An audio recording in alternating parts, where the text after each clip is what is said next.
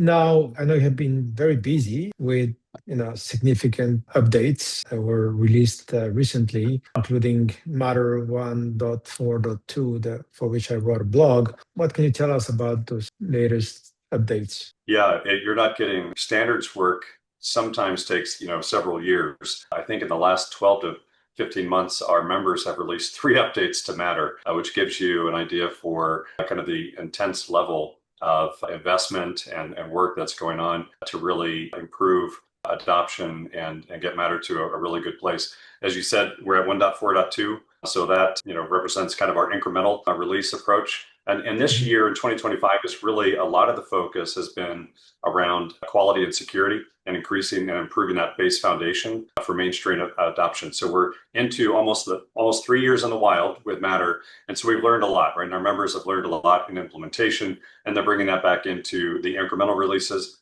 And as I look at that, from kind of this position, it is really about what are the things that we know and learned in the early implementations, how can we improve things? And you'll see this in 1.4.2, 1.4.1, of course, and even back into 1.4.0, where you have some of the improvements on security. That was a good focus in 1.4.2 and 1.4.1. We focused more on the setup experience, so making it easier to commission devices, also naming and sharing and group devices, while also improving on the multi-admin experience. And so those were things that, as we look at how devices are interoperating and interacting in the real world, the member companies bring that into the spec and improve that.